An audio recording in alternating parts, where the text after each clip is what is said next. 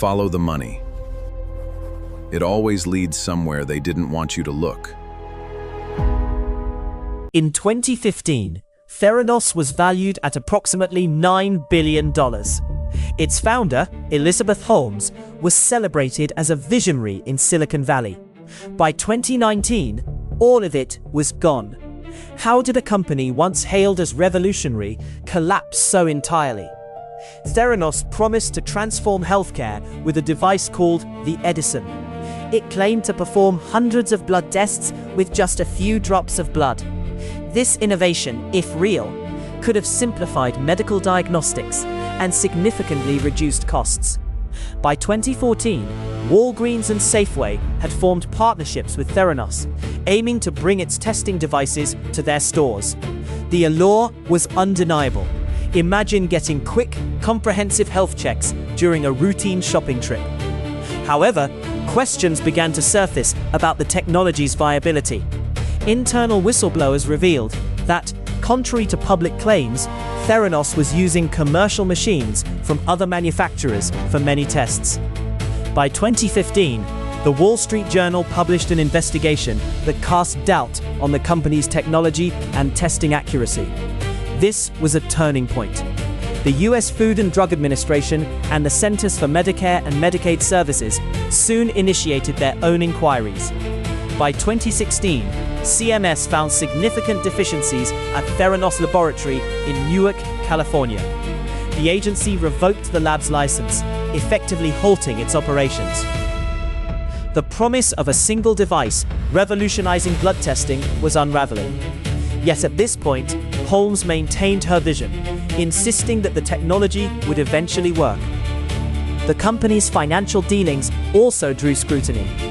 Investors, including high-profile figures like Rupert Murdoch and Betsy DeVos, poured hundreds of millions into Theranos based on its bold claims. However, these investments were made on the back of limited disclosures and assurances rather than solid financial data. A single spreadsheet entry would later expose all of it: how Theranos overstated its performance and misled stakeholders. That comes later. By 2018, Theranos was charged with massive fraud by the US Securities and Exchange Commission. Holmes and former President Ramesh Sunny Balwani were accused of deceiving investors about the capabilities of their technology. Despite the mounting legal challenges, Holmes continued to assert that she had not intentionally misled anyone, a stance that would be central to her defense in later trials. The fall of Theranos prompted wider discussions about the culture of Silicon Valley and its relentless pursuit of innovation, often at the expense of transparency and ethics. As the legal cases unfolded, one question persisted: how did so many experienced investors and partners fail to see the cracks in Theranos' facade? The answer to this question lies partly in the culture of Silicon Valley itself. The environment encourages a belief in the power of disruptive innovation, often rewarding bold claims with substantial investments. In the case of Theranos, the allure of a groundbreaking technology overshadowed conventional due diligence. Investors were eager to back what was presented as the next big revolution in healthcare. This exuberance was not limited to private investors. Even established companies like Walgreens and Safeway were captivated by the potential of Theranos' technology. Walgreens in particular invested significant resources and opened dozens of in-store testing centers based on assurances from Theranos. However, internal documents and communications later revealed that Walgreens executives had concerns about the reliability of the tests early on. Despite these uncertainties, the partnership continued, driven by the fear of missing out on a potentially transformative technology. The fallout from Theranos' collapse was significant. Walgreens eventually sued Theranos for breach of contract and misrepresentation, seeking $140 million in damages. Safeway, too, spent around $350 million on a partnership that never materialized as anticipated. These financial hits were compounded by reputational damage, as both companies had publicly promoted their ties to Theranos. Furthermore, the regulatory landscape at the time played a role in the unchecked rise of Theranos. the company operated in a relatively grey area, capitalizing on the less stringent regulations surrounding laboratory-developed tests. This allowed Theranos to bypass rigorous scrutiny that might have exposed its technological shortcomings earlier. The FDA's eventual intervention underscored the need for clearer oversight in the development and deployment of medical testing technologies. The repercussions extended beyond financial losses and regulatory adjustments. The Theranos saga prompted a re-evaluation of investment strategies within the tech industry. Investors became more cautious, demanding greater transparency and verifiable data before committing funds. The venture capital community began to scrutinize startups more closely, looking for red flags that might indicate underlying issues. In Silicon Valley, the case became a cautionary tale about the dangers of hype and the need for skepticism in evaluating new technologies. It highlighted the potential pitfalls of prioritizing breakthrough promises over practical realities. As the trial against Holmes and Balwani unfolded, the proceedings revealed a complex network of secrecy and obfuscation that had kept the true state of Theranos under wraps for so long.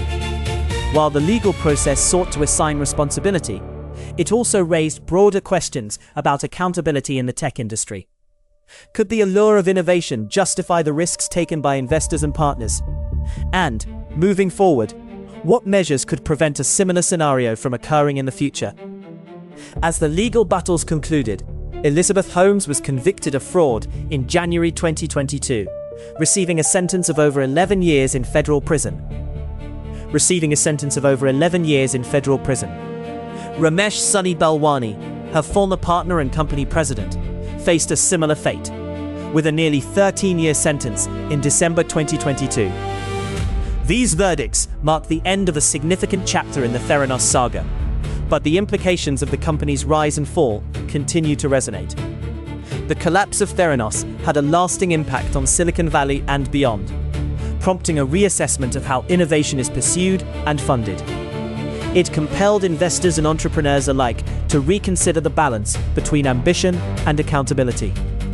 The lessons from Theranos' downfall serve as a reminder of the importance of transparency and due diligence in the tech industry. The case demonstrated that unchecked enthusiasm and the fear of missing out can cloud judgment, leading to significant financial and reputational damage. In the wake of the scandal, regulatory bodies like the FDA and CMS have taken steps to tighten oversight of laboratory-developed tests, aiming to prevent similar situations in the future. The case also influenced the venture capital landscape, with investors becoming more vigilant in evaluating potential investments. The emphasis has shifted towards demanding comprehensive data and evidence of viability before committing resources. Yet, the questions surrounding the culture of Silicon Valley remain. The allure of breakthrough technologies and the potential for substantial financial returns continue to drive investment. The challenge lies in distinguishing between genuine innovation and unsubstantiated claims. Can the tech industry strike a balance between fostering creativity and ensuring accountability? And perhaps more importantly, will the lessons of Theranos be remembered as new technologies emerge and vie for attention and funding? As the dust settles, the Theranos narrative serves as a cautionary tale for future generations of entrepreneurs and investors. It underscores the need for critical thinking and skepticism, even in the face of seemingly transformative ideas. In the rapidly evolving world of technology, the Theranos story poses a crucial question. How can innovation be pursued responsibly, without sacrificing integrity for the sake of ambition?